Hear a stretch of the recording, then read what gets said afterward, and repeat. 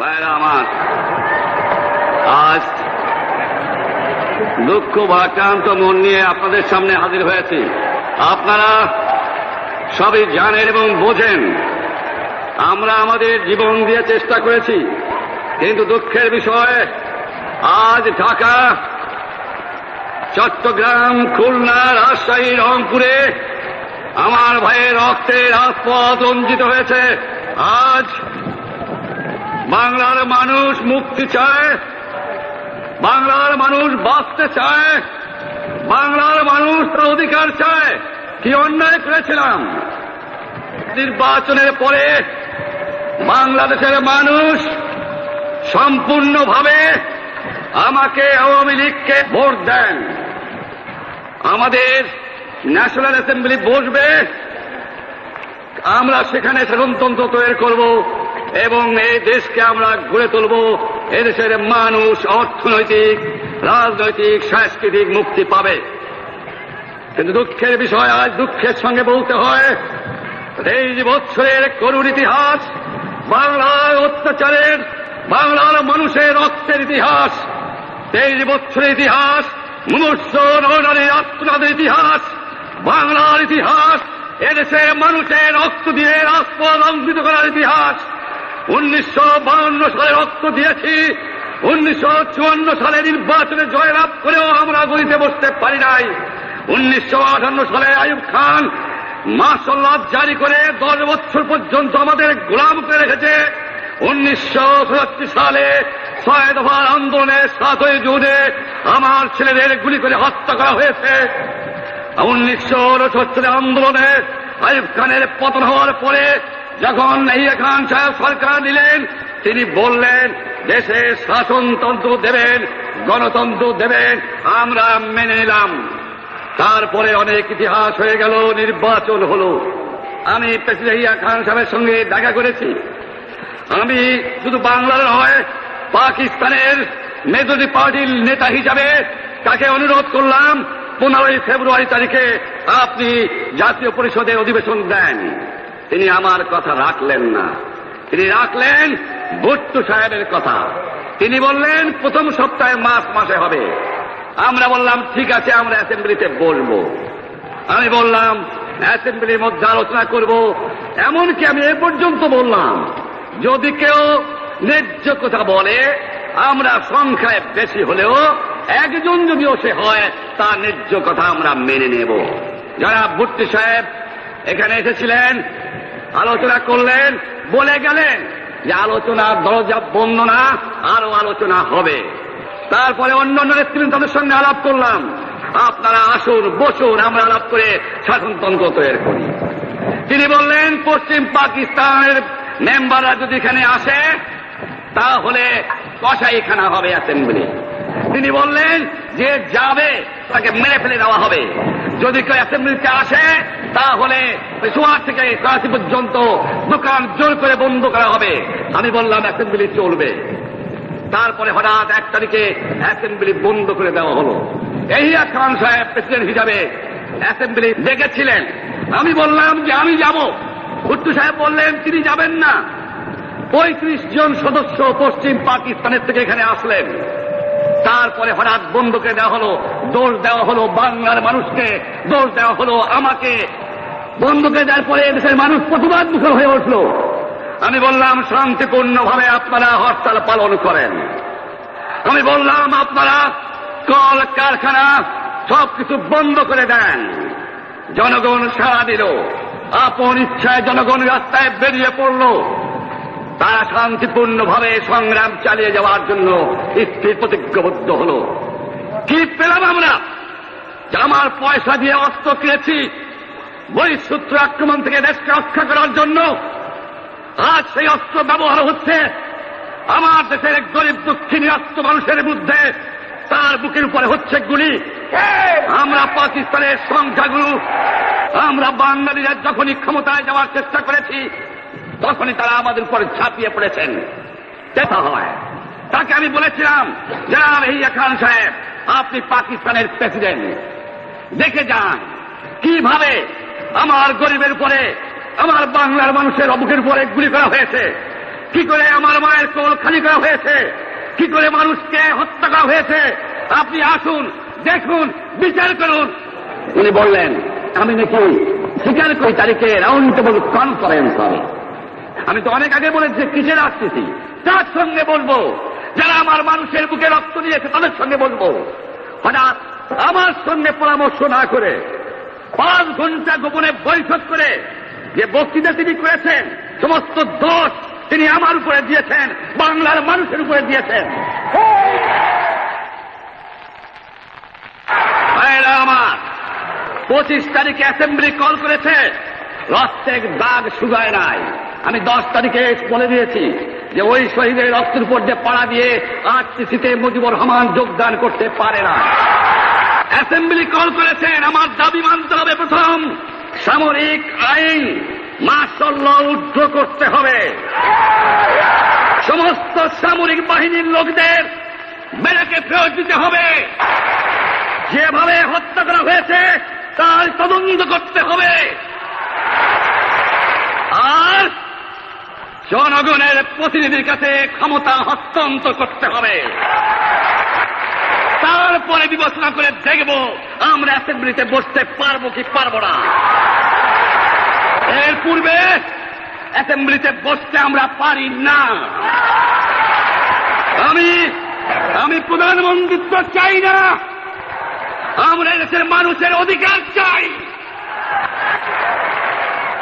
আমি পরিষ্কার অক্ষরে বলে দেবার চাই যে আজ থেকে এই বাংলাদেশে কোর্ট কাছারি, আদালত, ফৌজদারি, শিক্ষা প্রতিষ্ঠান অনির্দিষ্টকালের জন্য বন্ধ থাকবে। গরিবের যাতে কষ্ট না হয়, যাতে আমার মানুষ কষ্ট না করে, সেই জন্য সমস্ত অন্য অন্য জিনিসগুলো আছে সেগুলোর হরতাল কাল থেকে চলবে না। রিক্সা ঘোড়াগাড়ি চলবে, রেল চলবে, লং চলবে, শুধু সেক্রেটারিয়েট, সুপ্রিম কোর্ট, হাইকোর্ট, জজ কোর্ট, সেমি গভর্নমেন্ট দপ্তরগুলো ওয়াবদা, কোনো কিছু চলবে না। 28 তারিখে কর্মচারীরা যে বেতন নিয়ে আসবেন, এরপরে যদি বেতন দেওয়া না হয়, আর যদি একটা গুলি চলে, আর যদি আমার লোকের উপর হত্যা করা হয়, তোমাদের উপর কাছে আমার অনুরোধ রইল, প্রত্যেক ঘরে ঘরে দুর্গ করে তোলো। তোমাদের যা কিছু আছে তাই নিয়ে শত্রুর মোকাবেলা করতে হবে, এবং জীবনের তরে রাস্তাঘাট যা যা আছে সব কিছু আমি যদি হুকুম দেবার নাও পারি, তোমরা বন্ধ করে দেবে। আমরা ভাতে মারব, আমরা পানিতে মারব, তোমরা আমার ভাই, তোমরা বাড়াকে থাকো, কেউ তোমাদের কিছু বলবে না, কিন্তু আর আমার বুকের উপর গুলি চালাবার চেষ্টা করো না। 7 কোটি মানুষকে চাপা রাখতে পারবো না। আমরা যখন মরতে শিখেছি তখন কেউ আমাদের দমাতে পারবে না। আর যে সমস্ত লোক শহীদ হয়েছে, আঘাতপ্রাপ্ত হয়েছে, আমরা আওয়ামী লীগের থেকে যতদূর পারি তাদের সাহায্য করতে চেষ্টা করব। যারা পারেন আমার রিলিফ কমিটি সামান্য টাকা পয়সা পৌঁছিয়ে দেবেন। আর এই 7 দিন হরতালে যে সমস্ত শ্রমিক ভাইরা যোগদান করেছেন, প্রত্যেকটা শিল্পের মালিক তাদের বেতন পৌঁছায় দেবেন। সরকারি কর্মচারীদের বলি, আমি যা বলি তা মানতে হবে। যে পর্যন্ত আমার এই দেশের মুক্তি না হবে, খাজনা ট্যাক্স বন্ধ করে দেওয়া হলো, কেউ দেবে না। শোনেন, মনে রাখবেন, শত্রু বাহিনী ঢুকেছে, নিজেদের মধ্যে আত্মকলহ সৃষ্টি করবে, লুটতরাজ করবে। এই বাংলায় হিন্দু, মুসলমান, বাঙালি, নন বাঙালি যারা আছে তারা আমাদের ভাই, তাদের রক্ষার দায়িত্ব আপনাদের উপরে, আমাদের জন্য বদনাম না হয়। মনে রাখবেন, রেডিও টেলিভিশনের কর্মচারীরা যদি রেডিওতে আমাদের কথা না শোনে, তাহলে কোন বাঙালি রেডিও স্টেশনে যাবেন না। যদি টেলিভিশন আমাদের নিউজ না দেয়, কোন বাঙালি টেলিভিশনে যাবেন না। 2 ঘন্টা ব্যাংক খোলা থাকবে যাতে মানুষ তাদের মায়নাপত্র নেবার পারে, কিন্তু পূর্ব বাংলার থেকে পশ্চিম পাকিস্তানে 1 পয়সাও চালান হতে পারবে না। টেলিফোন টেলিগ্রাম আমাদের এই পূর্ব বাংলায় চলবে এবং বিদেশের সঙ্গে নিউজ পাঠালে আমরা চালাবেন, কিন্তু যদি এই দেশের মানুষকে খতম করার চেষ্টা করা হয় বাঙালিরা বুঝে শুনে কাজ করবেন। প্রত্যেক গ্রামে প্রত্যেক মহল্লায় আওয়ামী লীগের নেতৃত্বে সংগ্রাম পরিষদ গড়ে তোলো এবং তোমাদের যা কিছু আছে তাই নিয়ে প্রস্তুত থাকো। মনে রাখবা, রক্ত যখন দিয়েছি রক্ত আরো দেব, এই দেশের মানুষকে মুক্ত করে ছাড়বো ইনশাআল্লাহ। এবারে সংগ্রাম আমাদের মুক্তির সংগ্রাম, এবারে সংগ্রাম স্বাধীনতার সংগ্রাম। জয় বাংলা।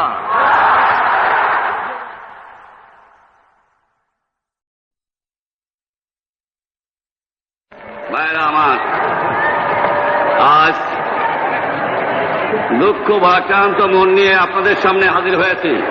আপনারা সবই জানেন এবং বোঝেন আমরা আমাদের জীবন দিয়ে চেষ্টা করেছি, কিন্তু দুঃখের বিষয় আজ ঢাকা, চট্টগ্রাম, খুলনা, রাজশাহী, রংপুরে আমার ভাইয়ের রক্তে রাজপথ রঞ্জিত হয়েছে। আজ বাংলার মানুষ মুক্তি চায়, বাংলার মানুষ বাঁচতে চায়, বাংলার মানুষ তার অধিকার চায়। কি অন্যায় করেছিলাম? নির্বাচনের পরে বাংলাদেশের মানুষ সম্পূর্ণভাবে আমাকে আওয়ামী লীগকে ভোট দেন। আমাদের ন্যাশনাল অ্যাসেম্বলি বসবে, আমরা সেখানে শাসনতন্ত্র তৈরি করব এবং এই দেশকে আমরা গড়ে তুলব। এদেশের মানুষ অর্থনৈতিক, রাজনৈতিক, সাংস্কৃতিক মুক্তি পাবে। কিন্তু দুঃখের বিষয়, আজ দুঃখের সঙ্গে বলতে হয় 23 বছরের করুণ ইতিহাস, বাংলার অত্যাচারের, বাংলার মানুষের রক্তের ইতিহাস, 23 বছরের ইতিহাস, মুমূর্ষ নরনারীর আত্মনাদের ইতিহাস, বাংলার ইতিহাস, এদেশের মানুষের রক্ত দিয়ে রাজপথ রঞ্জিত করার ইতিহাস। 1952 সালে রক্ত দিয়েছি, 1954 সালে নির্বাচনে জয়লাভ করেও আমরা গদিতে বসতে পারি নাই। 1958 সালে আইয়ুব খান মার্শাল ল জারি করে 10 বছর পর্যন্ত আমাদের গোলাম করে রেখেছে। 1967 সালে 6 দফার আন্দোলনে 7ই জুনে আমার ছেলেদের গুলি করে হত্যা করা হয়েছে। 1969 সালে আন্দোলনে আইয়ুব খানের পতন হওয়ার পরে যখন ইয়াহিয়া খান সাহেব সরকার নিলেন, তিনি বললেন দেশে শাসনতন্ত্র দেবেন, গণতন্ত্র দেবেন, আমরা মেনে নিলাম। তারপরে অনেক ইতিহাস হয়ে গেল, নির্বাচন হলো। আমি প্রেসিডেন্ট ইয়াহিয়া খান সাহেবের সঙ্গে দেখা করেছি। আমি শুধু বাংলার নয়, পাকিস্তানের মেজরিটি পার্টির নেতা হিসাবে তাকে অনুরোধ করলাম 15 ফেব্রুয়ারি তারিখে আপনি জাতীয় পরিষদে অধিবেশন দেন। তিনি আমার কথা রাখলেন না, তিনি রাখলেন ভুট্টো সাহেবের কথা। তিনি বললেন প্রথম সপ্তাহে মাসে হবে। আমরা বললাম ঠিক আছে, আমরা অ্যাসেম্বলিতে বলবো। আমি বললাম অ্যাসেম্বলির মধ্যে আলোচনা করব। এমনকি আমি এ পর্যন্ত বললাম যদি কেউ ন্যায্য কথা বলে, আমরা সংখ্যায় বেশি হলেও একজন যদিও সে হয়, তার ন্যায্য কথা আমরা মেনে নেব। যারা ভুট্টো সাহেব এখানে এসেছিলেন, আলোচনা করলেন, বলে গেলেন যে আলোচনার দরজা বন্ধ না, আরো আলোচনা হবে। তারপরে অন্যান্য নেতৃবৃন্দ তাদের সঙ্গে আলাপ করলাম, আপনারা আসুন, বসুন, আমরা আলাপ করে শাসনতন্ত্র তৈরি করি। তিনি বললেন পশ্চিম পাকিস্তানের মেম্বাররা যদি এখানে আসে তাহলে কসাইখানা হবে অ্যাসেম্বলি। তিনি বললেন যে যাবে তাকে মেরে ফেলে দেওয়া হবে। যদি কেউ অ্যাসেম্বলিতে আসে তাহলে সোয়ার থেকে করাচি পর্যন্ত দোকান জোর করে বন্ধ করা হবে। আমি বললাম অ্যাসেম্বলি চলবে। তারপরে হঠাৎ 1 তারিখে অ্যাসেম্বলি বন্ধ করে দেওয়া হলো। ইয়াহিয়া খান সাহেব প্রেসিডেন্ট হিসাবে অ্যাসেম্বলি ডেকেছিলেন। আমি বললাম যে আমি যাব। ভুট্টো সাহেব বললেন তিনি যাবেন না। 35 জন সদস্য পশ্চিম পাকিস্তানের থেকে এখানে আসলেন। তারপরে হঠাৎ বন্ধকে দেওয়া হলো, দোষ দেওয়া হলো বাংলার মানুষকে, দোষ দেওয়া হলো আমাকে। বন্ধকে দেওয়ার পরে দেশের মানুষ প্রতিবাদ মুখর হয়ে উঠল। আমি বললাম শান্তিপূর্ণভাবে আপনারা হরতাল পালন করেন।